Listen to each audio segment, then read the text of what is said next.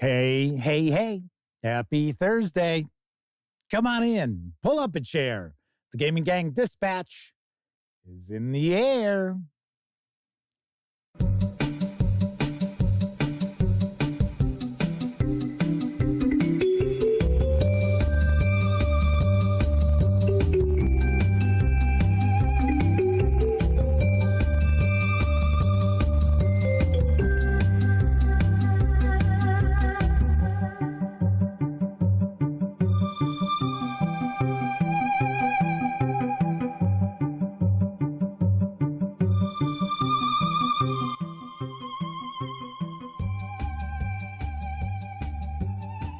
Howdy, gang, and welcome once again to the Duct Tape Studios. I'm Jeff McAleer, your host here at the Gaming Gang Dispatch, brought to you by, incredibly enough, GamingGang.com, of which I happen to be the founder and editor-in-chief. So welcome aboard, everybody. It is Thursday, May 2nd, 2024. This is live stream number 1051.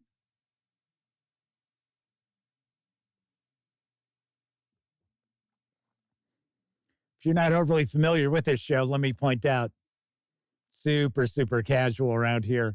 We just hang out talking about the latest in tabletop gaming news, and then I will usually pontificate on a topic that has something to do with our hobby, which will be the case again tonight. But of course, when you're not watching videos here on the channel, be sure to visit thegaminggang.com for all the latest in tabletop gaming news, reviews, and a whole lot more you are not going to find here on the YouTube channel. You know the drill. Get your geek on at thegaminggang.com.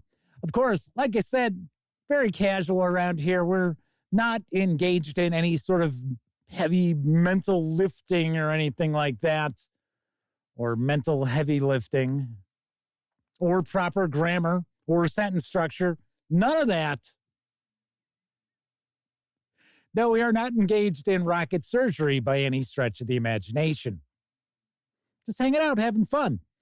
Now, keep in mind, because this is a live show, there is also chat available.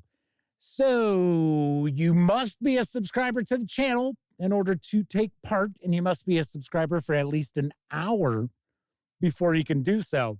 But if you want to say howdy, maybe get a question, a comment, by all means, chime in, and I will do my best to respond. First out the gate tonight is our good friend of the show and chat moderator, the Madman. That's right, he's wishing everybody a very happy Friday Eve, or for some of our viewers, it is actually already Friday. Kevin King is here, as is Semper Buffo, W Forge, Tessie Trekkie, Lenny Blade, Tony Urquides, and Kathy Evans. Very nice. So we've got chat off and running. So tonight's topic, as Tessie Trekkie is jumping the gun here, is 5 must-haves before you get started as a dungeon master or game master. So that is going to be our topic for tonight. But we're going to tackle the news first before we get into that topic. W Forge asks, was that a glitch in the Matrix? Flaming Huron is with us. Rocket surgery. Yeah, I say it all the time. It's kind of a mashup of rocket scientist and brain surgeon, right? So you don't have to be a brain surgeon. This isn't brain surgery. And you don't have to be a rocket scientist. In fact, funny enough, I can't remember what it was. I just was watching something. I want to say it was last weekend. I think it was a TV show. I don't think it was a movie. And somebody had said, oh, you don't have to be a rocket surgeon. I was like, whoa, wait, what? James Venebush and Shozama85 are joining us in chat tonight. So Lenny Blade says it is already Friday morning. They're in Thailand. Very cool. Very cool. Flaming Heron says they must be invisible again. I don't know. I see ya. And I'll take a guess. The lovely and talented Miss Sarah D is hiding off stage, wielding that ban hammer, because she is also one of our chat moderators too. So let's jump right on into the news, because flying into stores this month is Clash of Galaforms. And I've got the skinny from Todys it up. Plays in around 30 to 60 minutes. It's going to carry an MSRP of $48.99 when it flies into stores on May 17th. Although I guess I shouldn't say flies, because I guess these birds don't fly. I have to laugh, though. It's like an alternate timeline. No, this is a Stone Age fantasy game. Alternate timeline. You know, if only those giant flightless birds had survived. Okay, so hold on a second here, folks. So there is some discussion that the stream is stuttering. Okay, so let me jump in here. Now, it's not coming from my end, but I can tell you, before I started tonight's stream, it was asking me if I wanted to do the ultra low latency. It said, we recommend the ultra low latency. So I'm going to see if I can change that.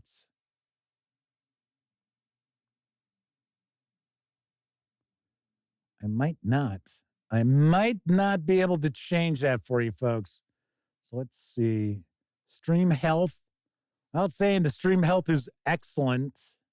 Stream settings.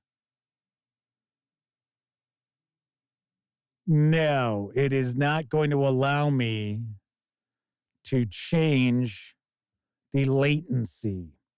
Nah. All right. Do me a favor. Actually, now that I'm actually looking at the stream, it's probably even worse. But I'm just taking a peek at the stream that's popping through right now, and it is not stuttering. So I don't know. Gang. So the Badger is with us in chat. We've had a few people popping on in. Yes, Sarah D is with us. She's pointing out she's having some issues. James Eck has joined us. Chuck Terrell is also with us in chat, as is Roger Perdome. Okay, so it looks like closing and restarting has helped some people. I thought I saw somebody else was saying, yeah, it seems like it's okay now. I don't know. But I normally don't have ultra low latency. I normally just have kind of the middle setting, the low latency. Madman says it seems better for the moment, at least. Well, strangely enough, as I take a peek here, it shows absolutely no dropped frames. And it looks as if we are just rocking and rolling here. So I don't know. I have no idea. James Venabush says, yeah, it seems to be fixed. Kevin King says it seems like it's better. All right, we'll see what happens. We'll see what's going on here. Anyway, once again, that is Clash of Galaforms from Todys Games. Let's talk about some role-playing game news, because Beyond the Screen Studio is in the midst of a very successful campaign to crowdfund their Book of Spirits supplement for 5th edition. Here's what I know. Inspired by legendary titles like Dragon Age and Stormlight Archive, the Book of Spirits is a source book that expands your world with a new realm of magic, fully compatible with the evolution of 5th edition. Enter a plane of mist just beyond the veil, where nothing is ever truly lost. There spirits roam. These primordial creatures manifest from humanoid emotions and echo them back unto the physical realm. Whether you run games in the Forgotten Realms, Exandria, Eberron, or your own original setting, the spirit realm reflects its conflicts and amplifies them. Engage with over 50 spirit creatures, each representing a different aspect of the humanoid psyche. Face your fears in combat. Meet your deepest regrets made manifest. Dance with spirits of joy, or find strength in manifestations of hope and unity. Some spirits can bless or curse characters with boons and banes. Reward your character with over 30 unlocked powers, or use them to drive the narrative and inspire roleplay. We'll say I was going to share the Kickstarter video for Book of Spirits, but of course, YouTube flagged it for copyright, so sorry, gang. No video. Gotta say, the artwork to this looks pretty cool. Book of Spirits is in its final week. Well, actually, its final week really starts, I think, tomorrow. It's already past the 1,000% funding mark, and you can reserve a copy of the hardcover with PDF for a $50 pledge, or just score the PDF alone for a $25 pledge through May 9th. Expected delivery on Book of Spirits is next April. Very cool. Very nice.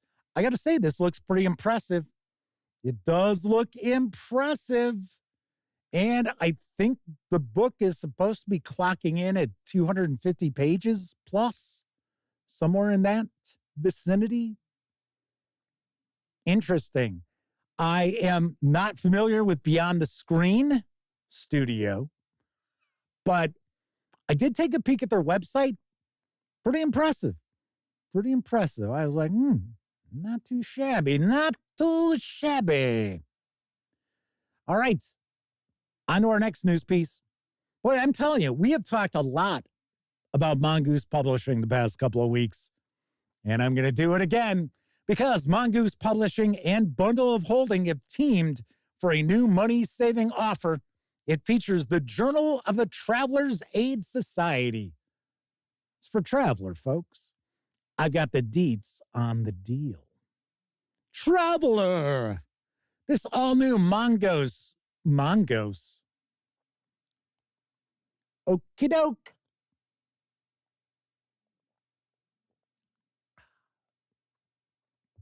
Let's try English, Jeff. Let's try some English. I see there's a little tiny spider on the other side of the camera. Just coming on down. It's like, okie doke. Hello. But he's bitty. He's probably like this big. Traveler, this all-new Mongoose JTSA bundle presents the first 12 volumes of the Journal of the Traveler's Aid Society, the guides for the Traveler tabletop science fiction role-playing game from Mongoose Publishing.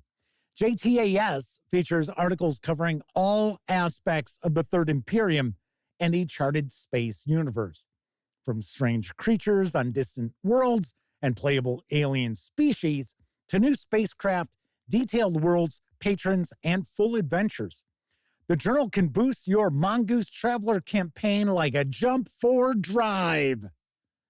For just $24.95, you'll get all 12 complete volumes of the Mongoose Publishing Journal of the Traveler's Aid Society in the JTAS collection, which actually has a retail value of $180, and you will get that as DRM-free PDFs.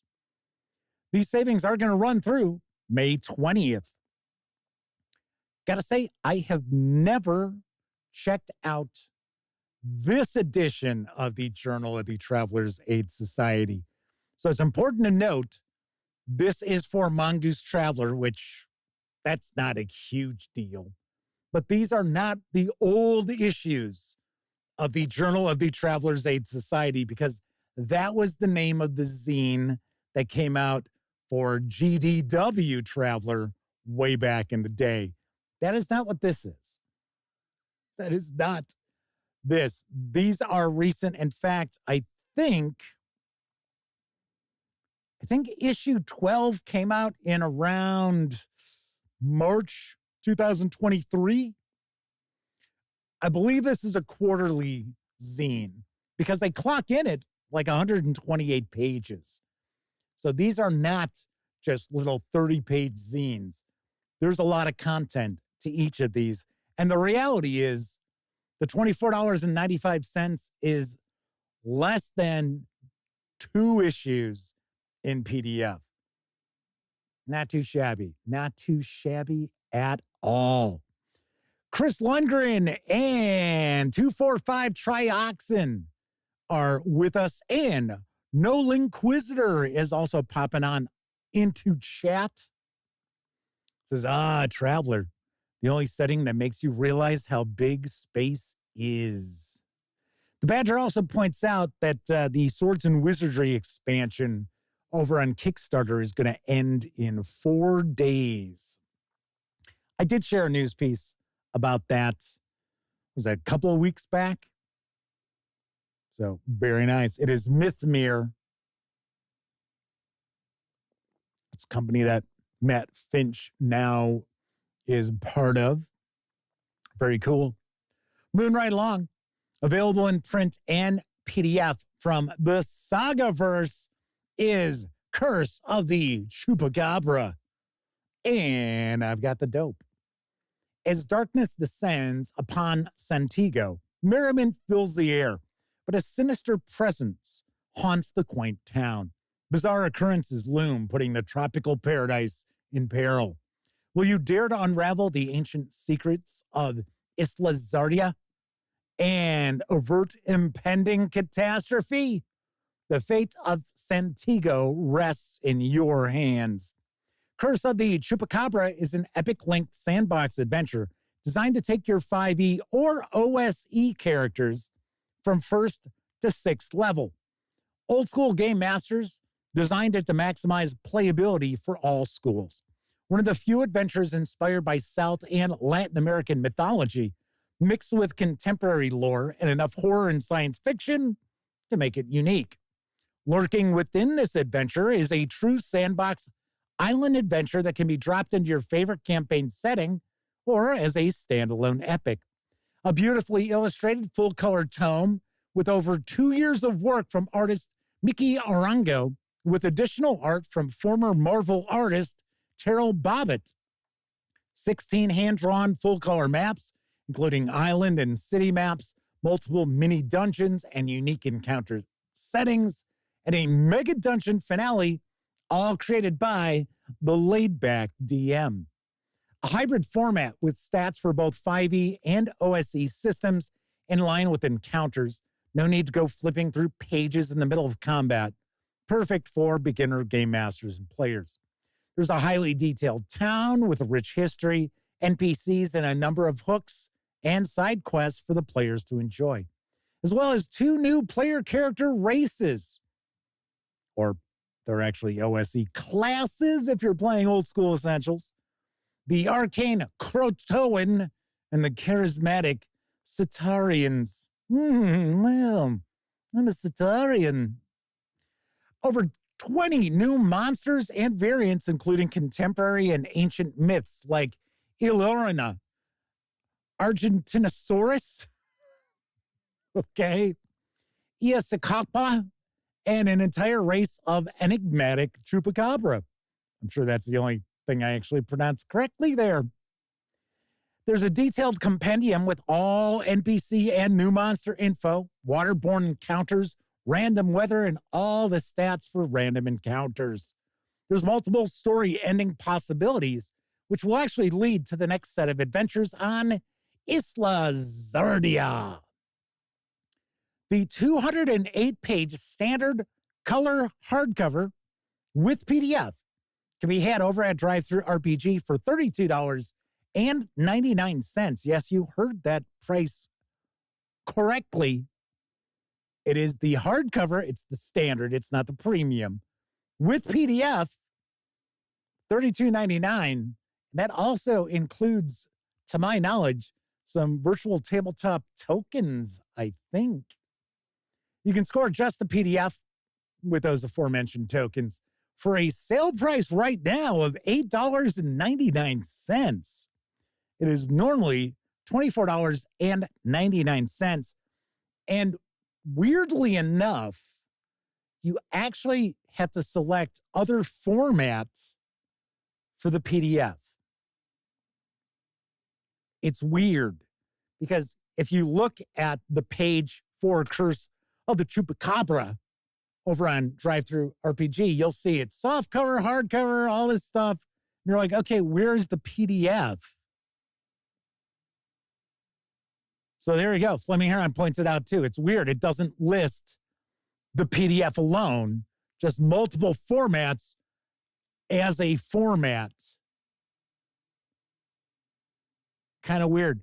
Now, normally in a case like this, I would say, well, you can get the PDF over at the Sagaverse website, but it's not at the sale price. It's kind of weird, little odd. I'm floating that out there, but the PDF is supposed to be on sale. And I should also mention, we are going to get a chance to take a look at Curse of the Chupacabra, because the fine folks over at Sagaverse are sending it my way. And I do believe they're also sending some miniatures that are available, as well as some, like, maps. I think they're like fabric play maps. Pretty wild. Pretty wild. No, Inquisitor says that vapor coming out of the Chupacabra's mouth must be hot sauce.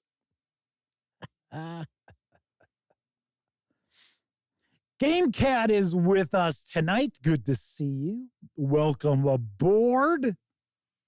Tessie Trekkie said, picked up an interesting science fiction game at their friendly local game store. The game premise is in the title, you're in space and everything's fucked. Funny enough, I have heard of that. I almost shared a news piece. And I thought, I don't mind dropping the F-bomb on the show. I don't like to do that on the website. So, yes, Jose Fernandez and Agile Monk are also popping on into chat. Welcome. Welcome aboard. Good to see everybody. On to the next news piece, which is actually my final news piece. Interestingly enough, I'm sure some of you have already heard about this, but Pelgrane Press is preparing to release. Okay, so I don't know if they're releasing it or if it's going to be kickstarted, but it is a second edition of the 13th Age role-playing game. There is a free preview right now over on Drive-Thru RPG. Here's what I know. A new edition of the award-winning heroic fantasy game. The coolest and most fun parts of traditional D20 rolling fantasy gaming, plus story-focused rules, now with updated class and kin powers, fearsome new abilities for your favorite monsters, and revamped icon connection mechanics. 13th Age brings crunchy but streamlined D20 rolling combat to the table, where every character has their moment in the spotlight and no class gets left behind. For second edition, Pelgrane has revised almost every core class, spell, power, and talent to give players a wide variety of effective options to choose from. Monster powers trigger unpredictably during 13th Age combat, and that helps the Game Master have as much fun as the players. 13th Age, second edition, doubles down on that fun by revising the core monsters with diverse mechanics to challenge the heroes in surprising ways. For the first edition, Pelgrane Press were determined to fit everything into a single core book, partly because they're allergic to the not uncommon business practice of releasing multiple unnecessary books just because people will buy them. As they work on second edition, they became convinced that they could best serve the game and the needs of players and game masters with two reasonably sized books instead of one huge book. The 13th Age Second Edition Player's Handbook is going to clock in around 240 pages, maybe more depending on layout. It's going to include character creation, a chapter on the kin, classes, backgrounds, combat rules, icon connection rules, and detailed write-ups of each of the icons to help players use their connections in fun ways that shape the story. There's also an option for using icon connections in combat, but just because it exists doesn't mean it's the best option. The 13th Age Second Edition Game Master's Guide will run over 160 pages of campaign advice, rules for running the game, monsters, setting material for the Dragon Empire, treasure, and a new introductory adventure. There is that free preview right now over at Drive-Thru RPG for 13th Age Second Edition. It's only a few pages in length, so this is not a quick start, but it is a preview. And I have to mention, the folks over at Pelgrane Press reached out to me to ask me if I would work with them as far as promoting this new edition of 13th Age. We've just started the process. So that's why I'm not even sure if it's a Kickstarter, if it's coming out. What is going to be the deal here? I kind of get the impression it's going to crowdfund. I'm not positive. Not positive. But I did want to share this, and it's kind of interesting because if you have followed the Gaming Gang for a long time, you know that I had reached out to Pelgrane Press years and years and years ago because I was very interested in trying to share coverage of their games, right? I reviewed Trail of Cthulhu. I bought that PDF back when I reviewed PDFs. But, I always reach out to see, hey, would you be interested in, coverage in that? And they weren't, which is fine. I didn't have an issue with it. They were like, well, we don't really care about reviewers. We're more interested in word of mouth and what the players have to say. And I was like, oh, yeah, okay. Like, fine.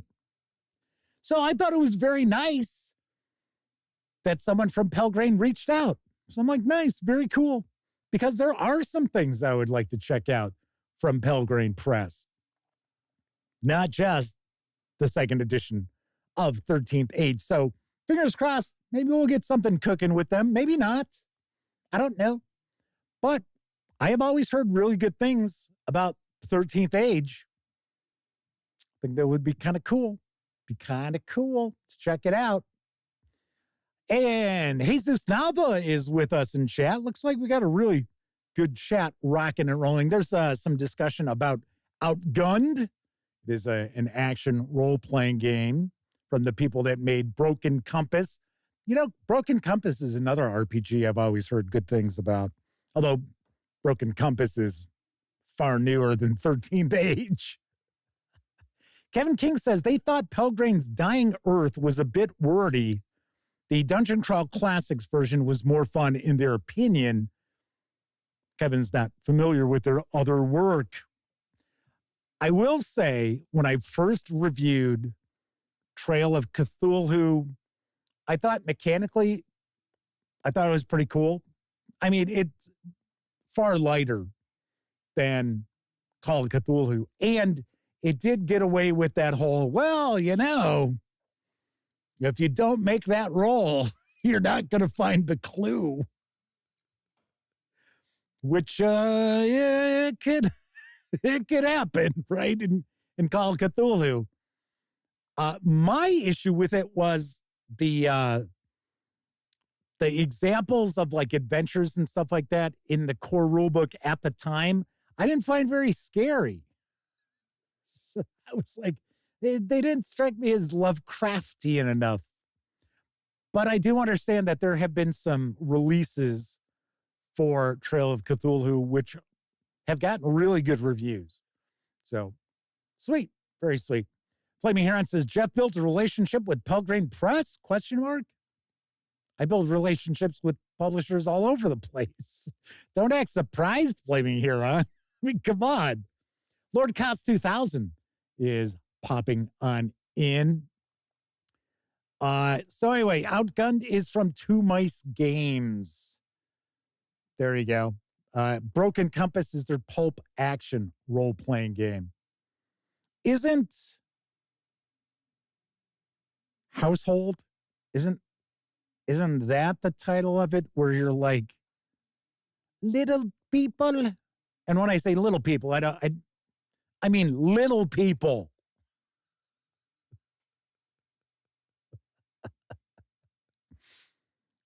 I think that's Two Mice that make that. Flaming Heron says, that is the one. So I thought so. Another company, their artwork looks phenomenal. I always see the artwork for some of their games just looks top notch. I could have swore I shared a news piece about Outgunned. Maybe not. Maybe not. All right, that is it for the news tonight. Of course, I was just talking about Drive-Thru RPG. Don't forget, the Gaming Gang, thus Dispatch, is affiliated with the One Bookshelf sites. So if you are going to visit Drive-Thru RPG or Dungeon Masters Guild, Storyteller's Vault, Wargame Vault, what have you, please stop by at thegaminggang.com first. Click on one of our banner ads. That way, if you happen to make a purchase, I get a small portion of that sale. And all those nickels, dimes, and quarters really do add up and help keep thegaminggang.com around. Also, if you like this video,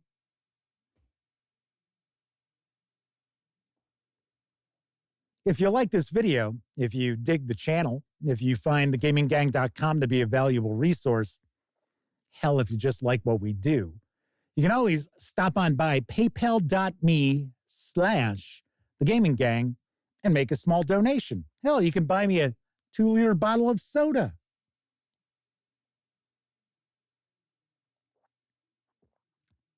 Refreshing. And I do want to say thank you to Joshua Edwards, Agile Monk, and the Madman. All three recently stopped by paypal.me/thegaminggang and made not small donations. But of course, I really do appreciate any of you who use our banner ads and or stop by paypal.me/thegaminggang. Thank you very kindly. All right. So there's something I want to mention before we move on. On Monday, I have an appointment with my cardiologist, which I have had scheduled. Got to be honest, I am not going to be shocked if I have to go have another stent put in. Reason being, it's super bizarre. About a week and a half ago, all of a sudden, my blood pressure is higher than normal. And I, of course, do take blood pressure medication. And I don't know, for the past 2 years, my blood pressure is almost always around 115, 120-ish, over 75, 80, kind of in that vicinity. And I mean, right as rain, doesn't matter what's going on.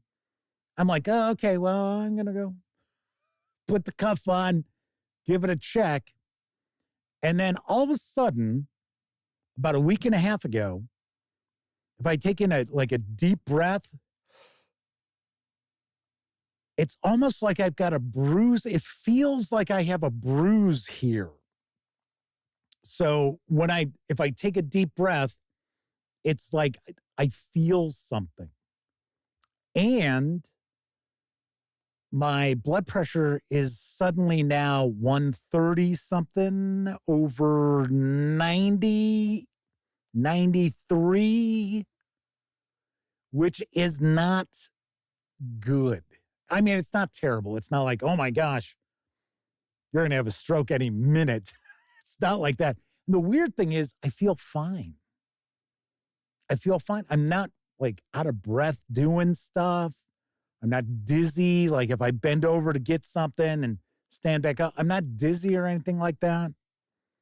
But something has happened and I don't know what it is. I have no clue. So thankfully, I already have this scheduled for Monday. So I am going to talk to my cardiologist about it. And I will not be shocked if she has me go take an EKG right away.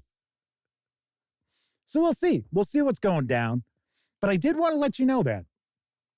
Just, and I'm not saying that so like, oh, everybody send me your thoughts and prayers, please. No, that's not why I'm mentioning it. I'm just pointing out that if suddenly it's like you're hanging out on Tuesday and you're like, where the fuck is this idiot? What's going on? What's going on? There's no show tonight? What the hell? Because I would think if I had to go have a stent done, they would probably have me do that sooner rather than later. And oh my gosh, I'm hoping all it is like, oh yeah, you know what? We got to change your blood pressure medication. Because from my understanding, I have a very, very low dose. So maybe that's it. I don't know. Oh my God. If they were to say, oh, well, we got to do another bypass, I will be like, I don't know about that.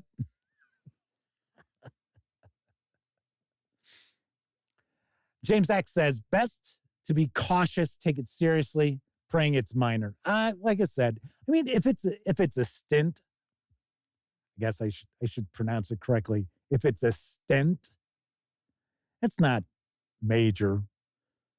Hopefully they'd be able to go through my wrist. When I had a stent put in originally, this is now, what are we looking at, about 4 years ago? They had to go through my groin. And I was like, ugh. Which, after that, I had to lay flat on my back in the hospital for 12 hours. I mean, I couldn't sit up. I had to lay on my back. And that sucked. It was like, damn. Whereas if they go through my wrist, then it's not, I could possibly be out later on that night. Anywho, I just want to let everybody know. That's all. But thank you for the kind thoughts that you are providing. Keldon is with us tonight. Good to see you, Keldon. So Jesus says, let's hope it's muscular or something like that, not heart-related. Whatever it is, get well soon. You know what's weird, and I'm sure this has nothing to do with it, but I normally sleep on my side, kind of go back and forth between sides.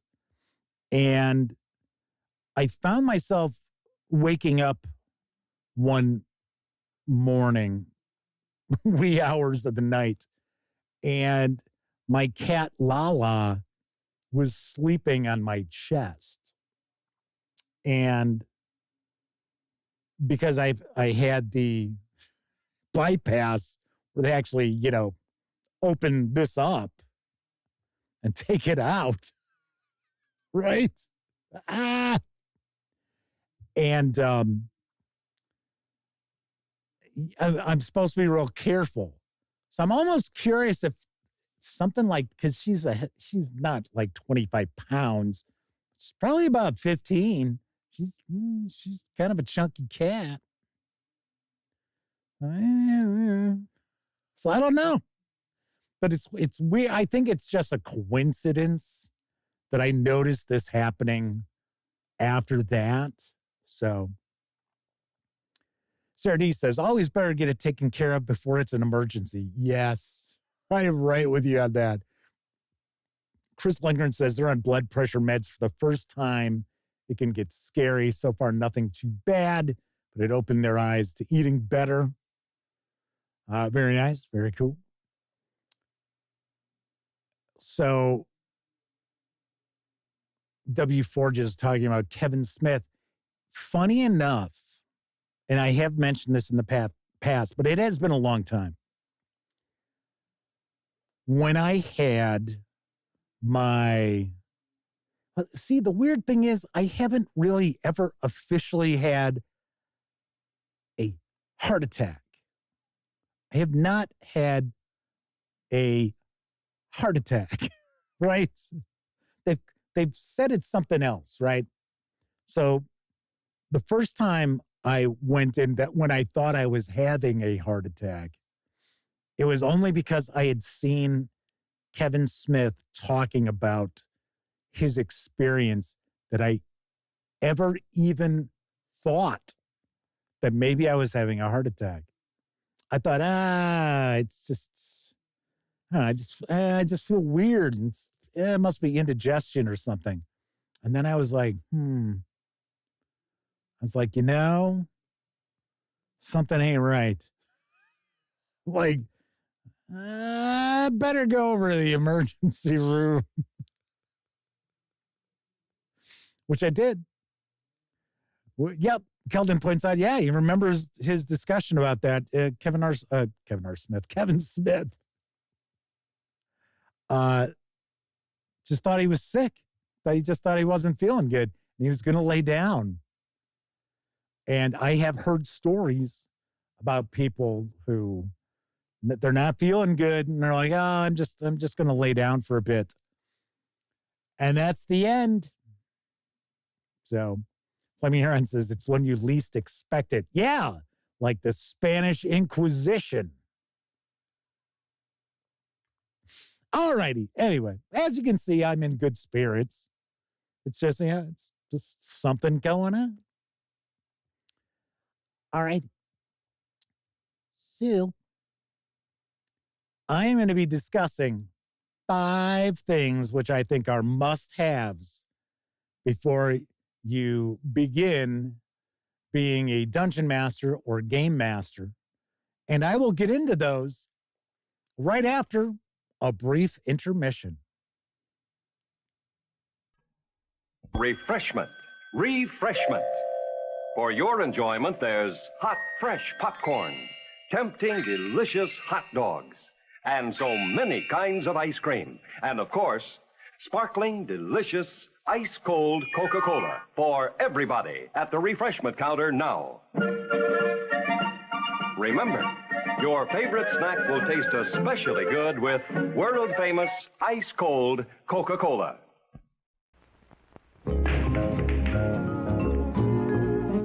Somebody saw the shot, and she's got a cold drink for you. Canada Dry Ginger Ale. One gulp is for thirst, the other gulps are for kicks. Come in on a wave and end up at a party. It's going to be a good evening. Canada Dry Ginger Ale. One gulp is for thirst, the other gulps are for kicks. So the next morning, Tony ran... You read all of Tony Gets a Pony and you're ready for a drink. Canada Dry Ginger Ale. So good it hurts. Fresh, wet, and moonlit. A girl and the Canada Dry. And across a crowded boat you hear ice cracking and wisecracking, and you know it's going to last till dawn. Canada Dry Ginger Ale. One gulp is for thirst, the other gulps are for kicks. Coffee break. Want a cup of Wilkins? Oh, thank you. Now all our workers drink Wilkins.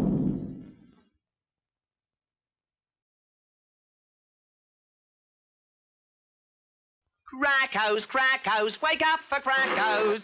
Who are you? I'm Kracko, with my new Waker-Upper cereal, Post-Corn Crackos. Have you heard what happens when you crack into Crackos? Don't talk when you're cracking. Fire! Who's making that racket? It crackles when you crunch. Corn Crackos, new from Post. Crackling little twists of golden corn cereal, sugary sweet and crisp enough to drive you wild. Crackos, Crackos, wake up for Crackos. Have you heard what happens when you crack into Crackos? Are you kidding? I'm Kracko. Say how'd you do? What's all that noise? You, Marshall! We're doing gangs in town. Please, I'll tell you. I heard it. It crackles when you crunch. You hear it too, mate. Get new Post-Corn Crackos.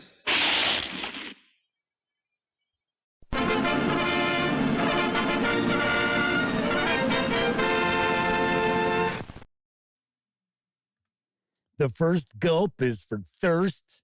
The second gulp. I said gulp. The second gulp is for kicks. It was like, what? What the hell is that? Yes, the lady's loving that ginger ale. Yes.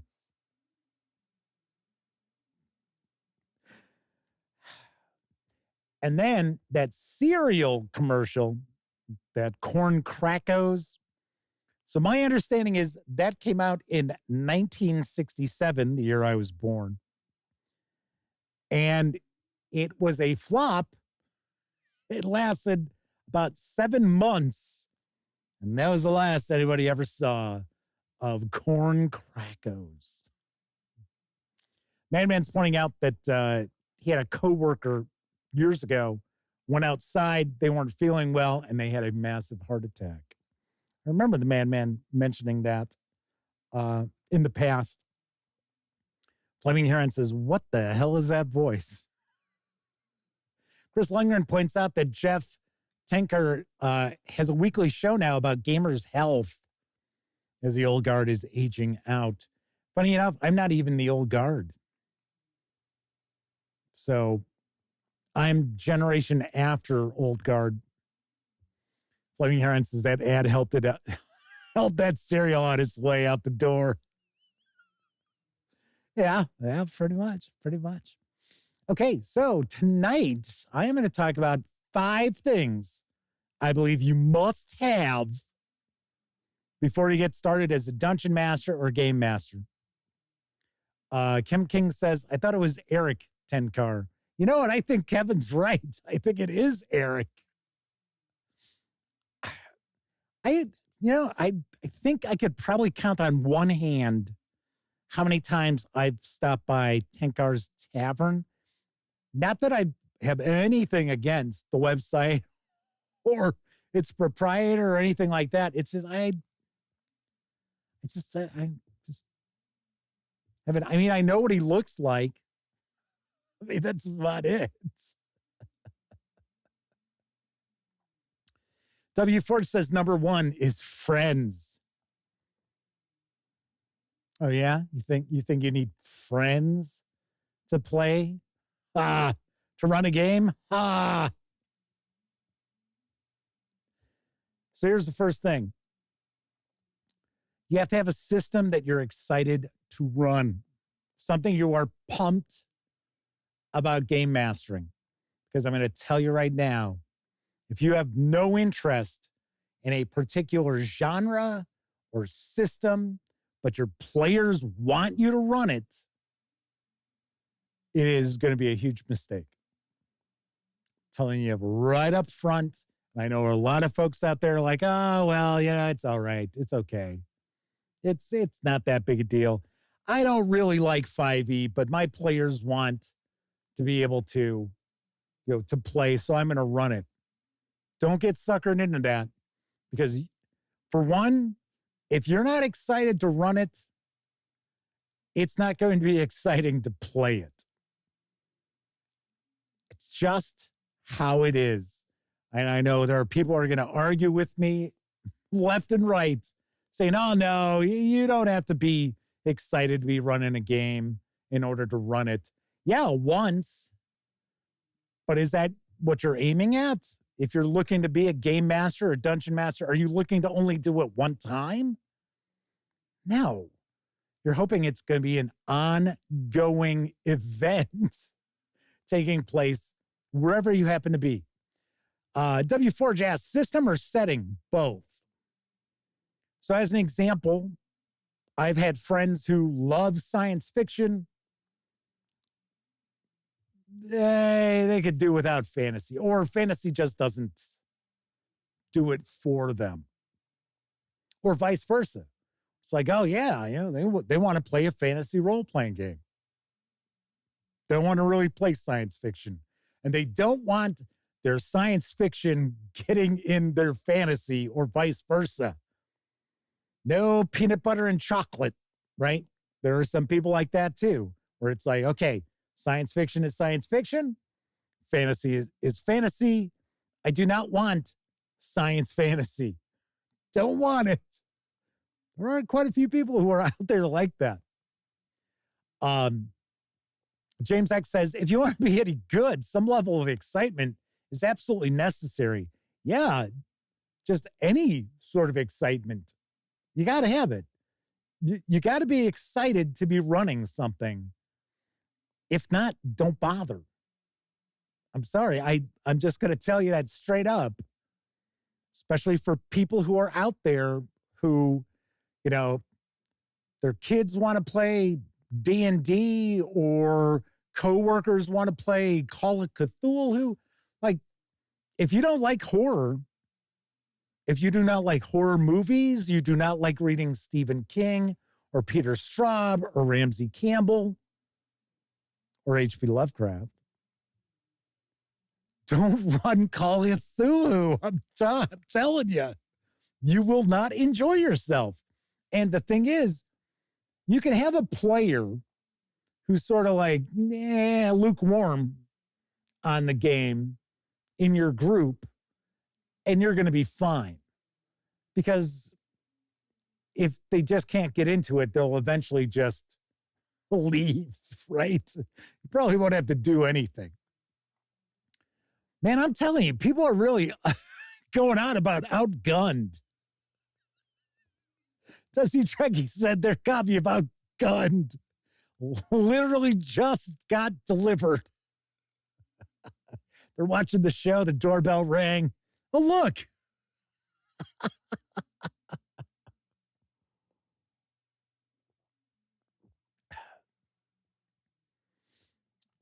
Kevin King says, so no running route for their daughter. Got it.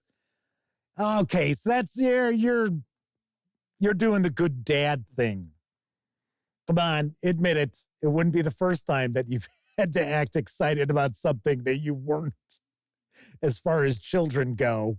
It kind of goes with the territory. Chris Lundgren says, they can relate. They had a friend who wanted to run a Kung Fu pulp role-playing game. They were willing to buy the rule book. I turned them down because I knew as a GM, I'd be bored to death. Yeah, if it's something that it's just not your bag of tricks, unless you're running route for your daughter, it is going to be tough for you to pull that off. Roger Prudhomme says, you got to have a cool spouse that lets you run a game with 4 or 5 of your loud friends who invade your basement. The Madman says their longest running group used to play at his house all the time. His wife ended up joining in. Unfortunately, she stopped playing after that campaign. She was really creative and a good player. Tessie Trekkie says they hate horror movies, but love running horror games, specifically because they're able to curate the content that gets into the game. They're also scarily good at it. So you do like horror. You just don't care for horror movies. And I can certainly understand that. I'll be the first to point out, I am not a big fan of just really gross out grue and blood and guts. Just not my thing. I mean, I don't mind, a scene that's got a lot of grue in it where it's like, man, whoa, that really hit home.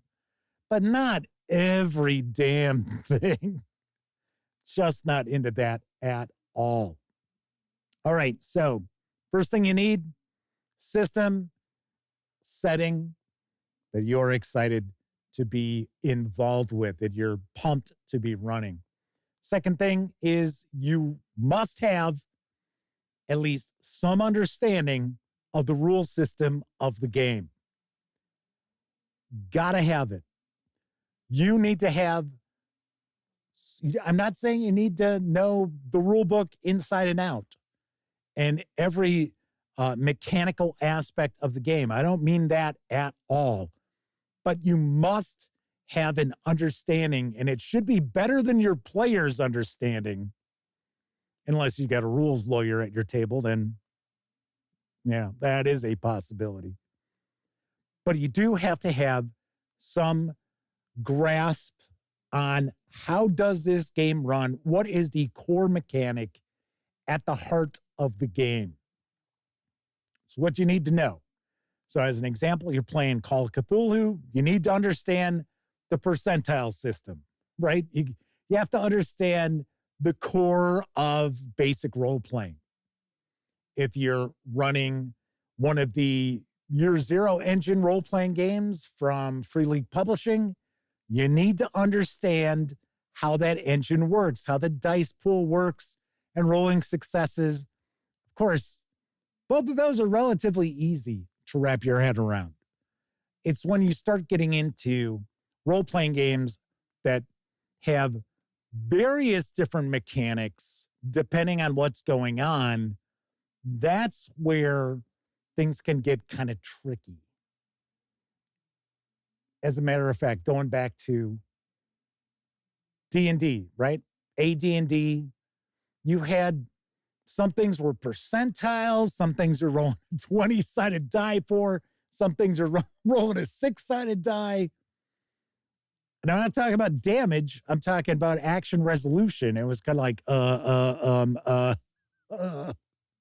okay, so my strength is this, so to bend bars, I have this percentage chance, and then to like force open a door, or what is it, lift a gate, or I forget what it is.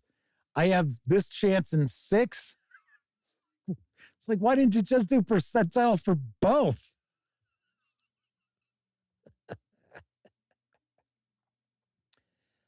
But of course, Flaming Heron points out, you either make a judgment, look it up later, or you know the rules like the back of your hand. Yeah, that's something else to keep in mind, is that, in my opinion, once again, this is all just my opinion. Whenever we get to this portion of the show, when we do segments like this, it is all just my opinion. I refuse to bring the proceedings to a screeching halt to look up a rule. I just will not do it. I say it all the time. I really don't care that much about the rules. Do I know them? Yeah. Do I know each and every tiny aspect of the Call of Cthulhu 7th edition rulebook? No.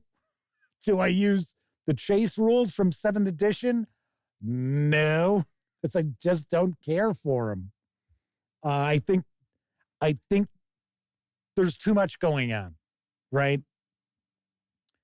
The Flaming Heron says no one does. Kyle Chaplin is with us as they're about to start running Fallout 2D20, nice, for their partner, sister, and sister's partner. Just finished Dinoplex for Mothership.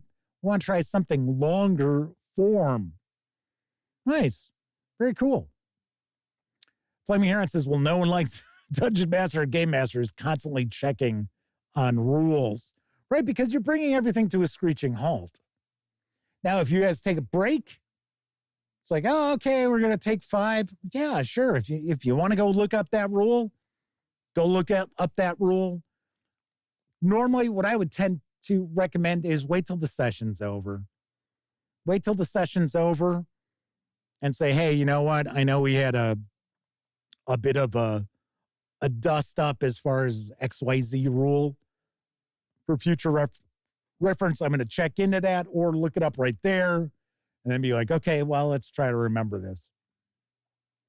But number 2 is have a general understanding of the game system that you're using.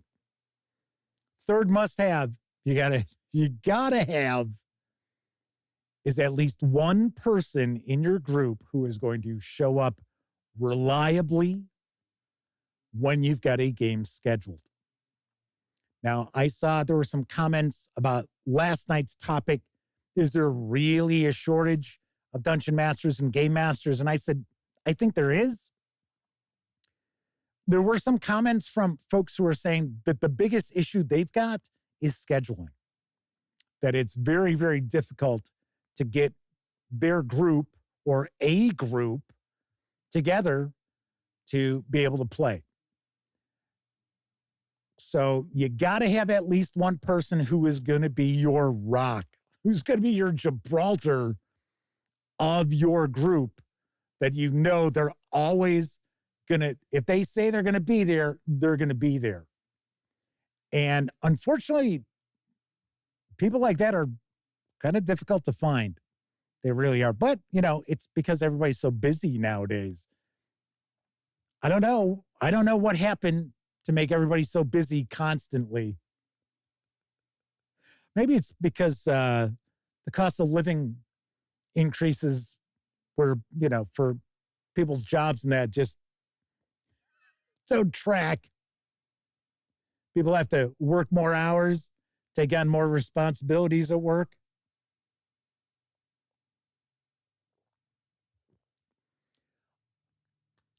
But I also recommend, if you don't have a group of players that you feel you can rely upon, consider running a system that works nicely one-on-one. Because if need be, you can always resort to just playing what I believe a lot of people like to refer to as duet. To play a role-playing game, duet. So as just one game master, one player.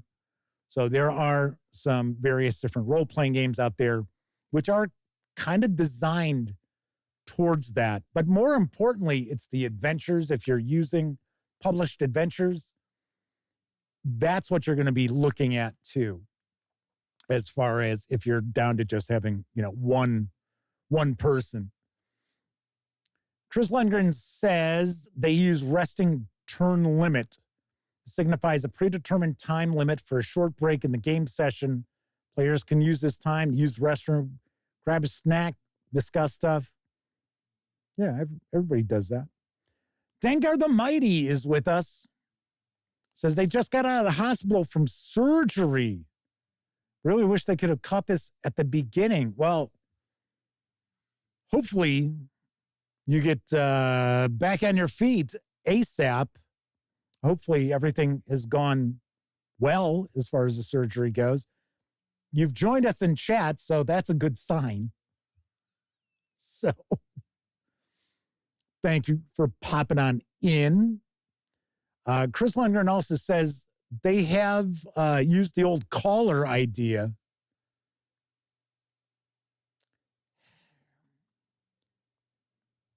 There are aspects to having a caller that I appreciate. There are also aspects of it which leads other players to tune out. Now, if you were playing an old school role-playing game and you were playing it as they were designed. Now, not every fantasy role-playing game was designed to have a caller. But let's say, as an example, you're playing an edition of D&D where you're supposed to have a caller. You also have a player who's mapping. Don't see a lot of mapping going on by the players anymore. That seems to be now the game master's forte, which it shouldn't. then you start having the other players who are just there with their characters kind of clocking out. They kind of tune out. That is one of the reasons why I'm not super keen on having a caller, because what I like to do is I like to call on players to see what they're doing. And it's one of the ways that I tend to keep people involved and make sure that there isn't just one or two players who are kind of monopolizing what's going on at the game table. Because it can, if you're not an experienced game master, it can get out of hand.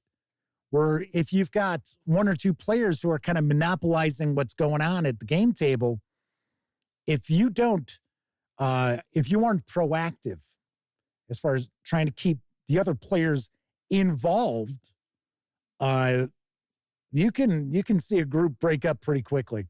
Keldon is asking, what is a caller? Like a leader? Never heard of it.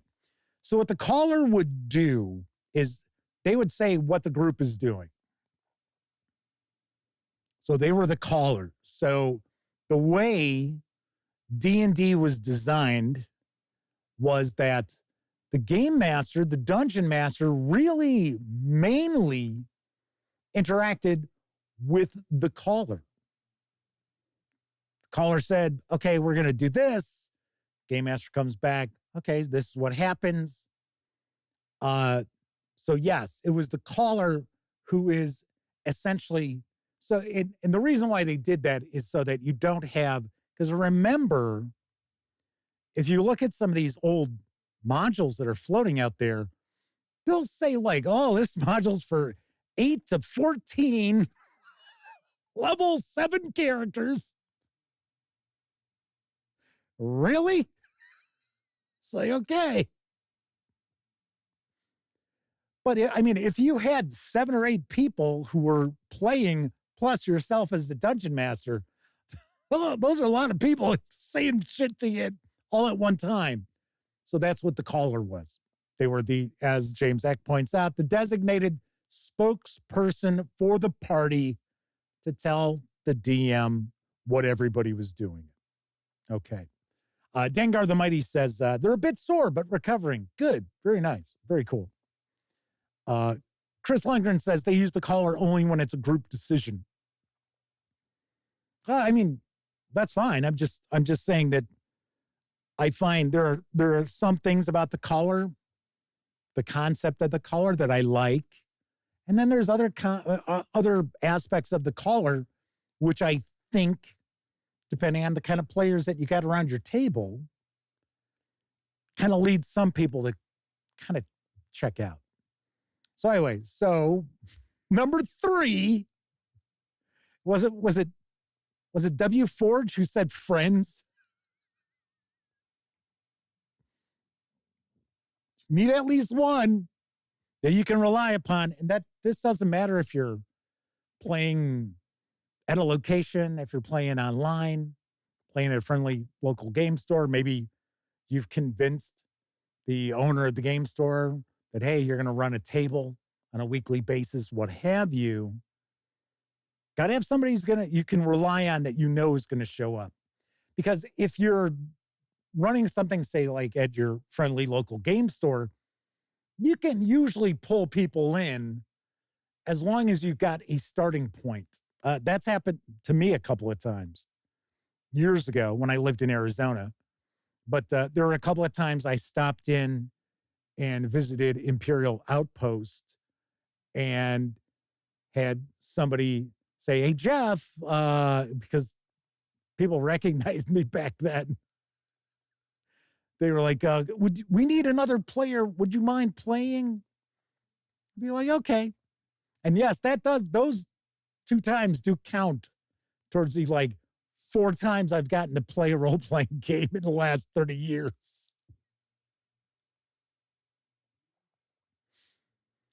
All right, so item number 4, you need a location that you can also rely on. So if you're playing at your house, if you're playing at someone else's house, if you're going to a friendly local game store to play, if you're going to be online, you have to be able to depend upon your gaming locale to be there for you to utilize. Now, also got some comments on last night's show talking about how local libraries, some libraries were cool and then others aren't. And one person had commented that they used to play at a McDonald's. Now, I do understand from some people that Denny's can still be relatively friendly to gamers. If that is that the case, I don't know. But I remember when I lived out in Arizona, there were people who did game at Denny's, and I have heard in the past year or so from people who said that, they go to their local Denny's and they always try to, they get the big booth that's like at the back, things like that. But you got to have a place that is going to be available to you when you've got your session scheduled. Because if you don't, now you've got nowhere to play. And that is essentially going to kill your group. Get together one time. Let's say you're supposed to be getting together at somebody's house. Everybody shows up.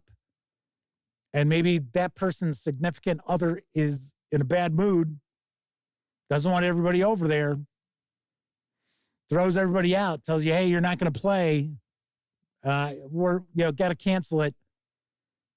See how quickly those people, if they're not close friends, are like, yeah, okay, I'm gonna vamoose out of this group. So you definitely have to be able to rely upon whatever locale you plan on using as your gathering place to play a role-playing game. So there is some discussion about callers. Flaming Heron says, speaking of players who monopolize the game and those who are not allowed to be vocal, I can relate because that was me. I swore I'd make sure to include everyone when I GM'd games.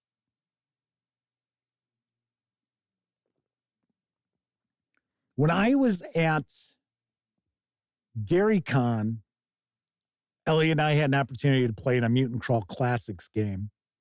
And then this year, when we were at Founders and Legends, I had an opportunity to play in a Shadow Dark game.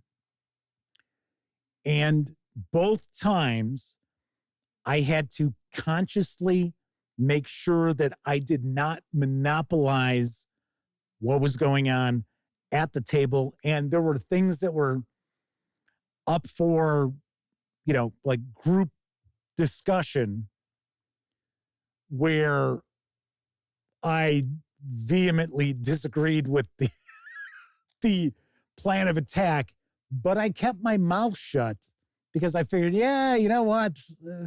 Come on, it's just a game at a con. I'm not going to waste valuable session time here saying, oh, no, we shouldn't do that because this. Just be like, yeah, okay, that's all right. So I see where people are coming from. I mean, it is easy to find yourself kind of monopolizing the spotlight at a game table. It does happen. And you got to be conscious of that. But I tend to be pretty good at picking up on people who are going to be a little more quiet at the game table, especially people who are not overly familiar with role-playing games or trying a role-playing game out. Kind of like, somebody's talked them into playing and they're like, oh, okay, I'll give it a shot. You want to try to draw them out. But then, make sure that you're, not overwhelming them. Roger Perdome says, my wife is not going to take it out on my players. Never. She's going to smile and keep it all for him. Yeah, I believe it.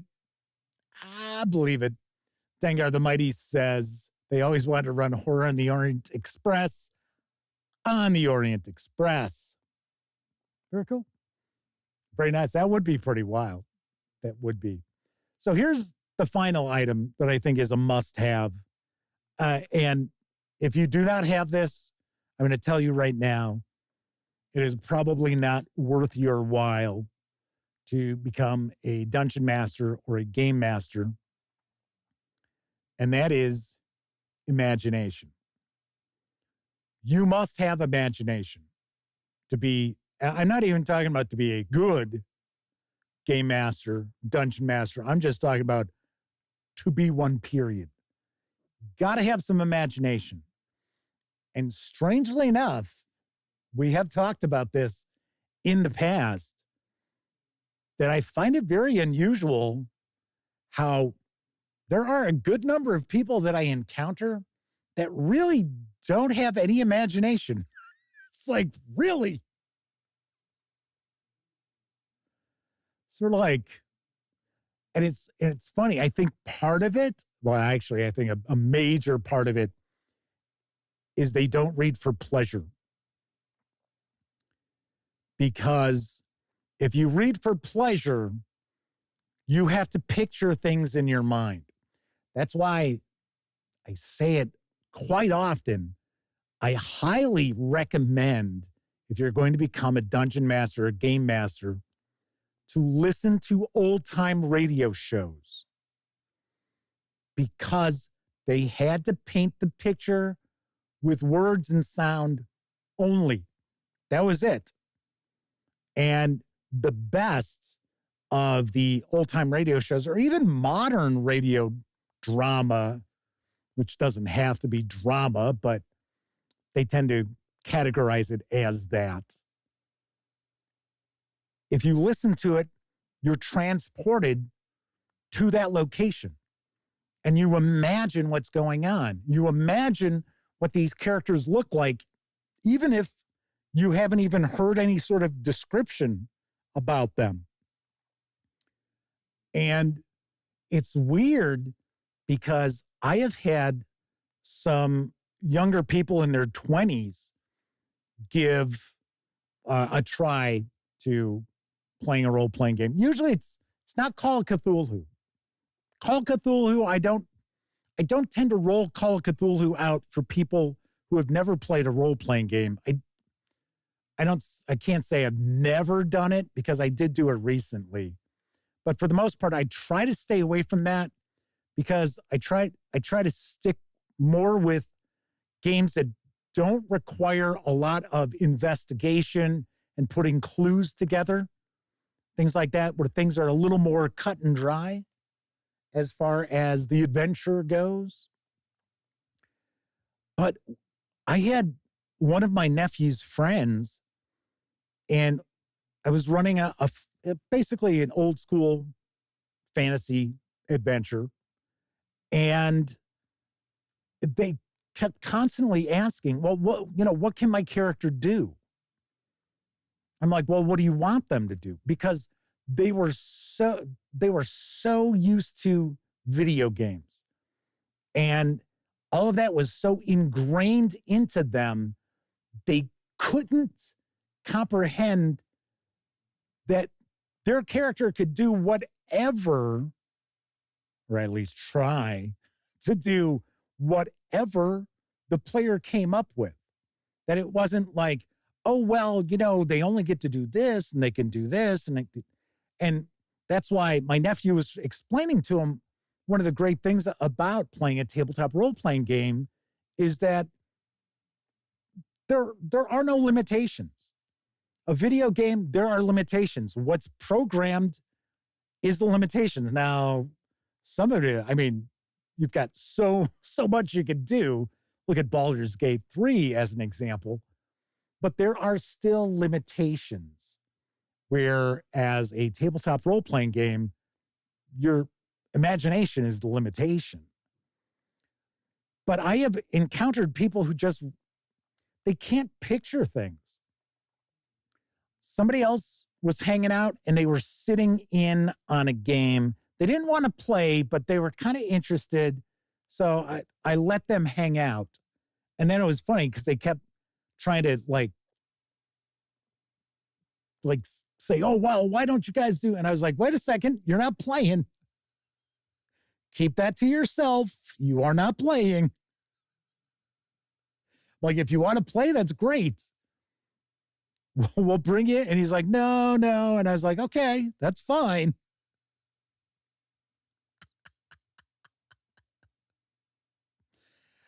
But you got to have imagination. You got to have some imagination, because not only is that imagination going to come into play with stuff that you homebrew, it also comes into play with stuff that is a published adventure, because no published adventure can take everything into account. And players have a habit of just going off in directions that you never expect. And you got to have imagination so you can roll with it. If not, I mean, if somebody wanted to just sit there and listen to somebody read, like read aloud text to them and tell you, okay, so you take 6 points damage, there's far better ways of going about it than sitting around a table with other people. The Man says, if I don't play regularly, my imagination comes out in my dreams. You don't want to have those dreams. They're really messed up. Kevin King says, audiobooks or Big Finish productions would be the same. I would not say audiobooks, unless you're talking about audiobooks that are kind of like a full cast, which is kind of a thing with a lot of stuff. But if it's just one narrator, not so much. Like I said, I always recommend listening to old radio shows. And there are some in particular which are exceptionally good. One would be Gunsmoke. Just the use of sound alone in Gunsmoke. And funny enough, the use of silence in Gunsmoke is exceptional. That's why Gunsmoke is really a legendary radio show. But there are quite a lot. It's funny when you go further back, like if you were to listen to like old time radio shows from the late 20s, early 30s, not great. Not great. So Joe, you see the man across the street with the newspaper under his arm? Oh, Pete, you mean the one holding the umbrella with the black hat and the brown hair? It's like, yeah, because people talk like that.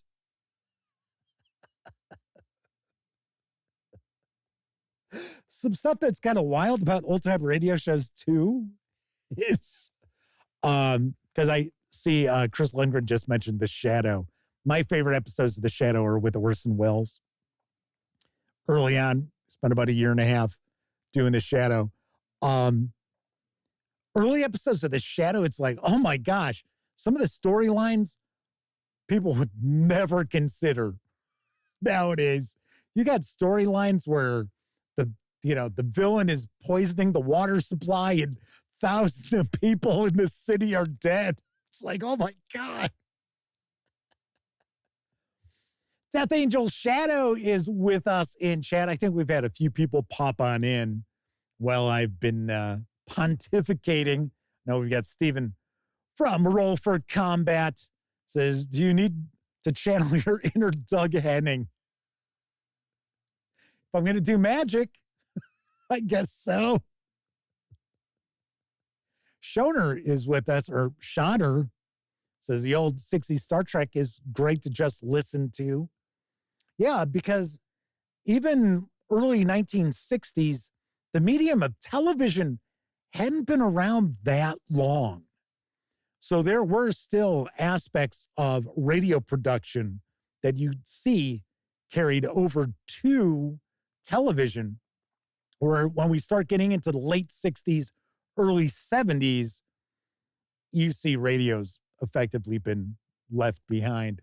W. Ford says, I got disenchanted with old-time radio when I deciphered the secret word Ovaltine. Son of a bitch. The Sagaverse is with us. We were just sharing a news piece about Curse of the Chupacabra. Good to see you joining us tonight. Ray Thing is also popped on in asking, what are we talking about? Well, we are wrapping up 5 things that I feel you must have if you want to be a dungeon master or game master. And pretty much tackled that. And I'm getting ready to wrap up right now. Yes.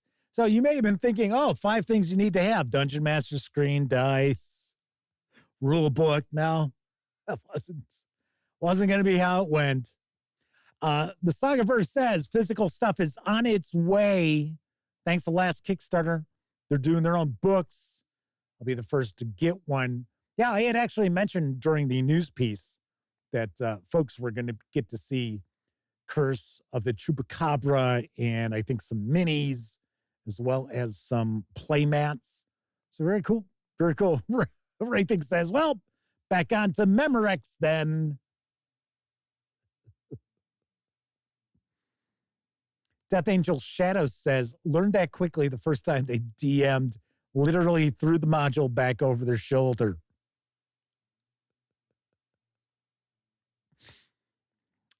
James X said, the shadow knows. What evil lurks in the hearts of men? The shadow knows.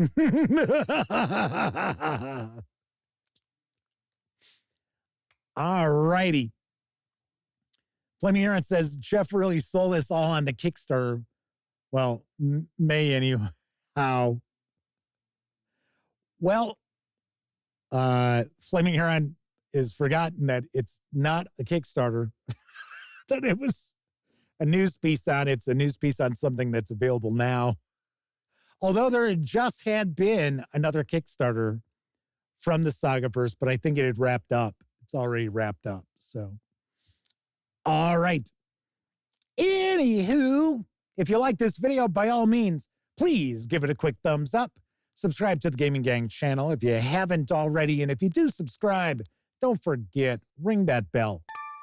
Because not only is it going to let you know when the Dispatch streams live Tuesday, Wednesday, and Thursday evenings at 7 p.m. Central, right here on YouTube. I'll also let you know when I share other videos, such as my upcoming first look at Galefire from Outland Entertainment. I knew the Outland part. I was like, what is is it Outland Studio? No, it's Outland Entertainment. So stay tuned. I will have this in the not too distant future. Of course, when you're not watching videos on the Gaming Gang channel, be sure to visit thegaminggang.com for all latest in tabletop gaming news, reviews, and a whole lot more you are not going to find here on the YouTube channel. You know the drill. Get your geek on at thegaminggang.com.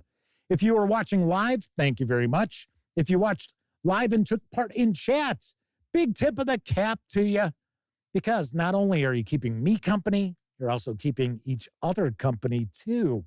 But of course, a lot of people out there, they don't have an opportunity to watch live. Doesn't matter if you're watching live or on Memorex, like Wraithing is going to. I really do appreciate all of you taking time out to watch any of the videos here on the channel. It really does mean a lot to me. So everybody enjoy the rest of your morning, afternoon, evening, whatever time of day it is in your neck of the woods. Enjoy the rest of the week. Have a great weekend. Of course, I will be back on Tuesday. And once again, I'm Jeff McAleer, and I certainly hope all of you get to enjoy plenty of great gaming with your gang.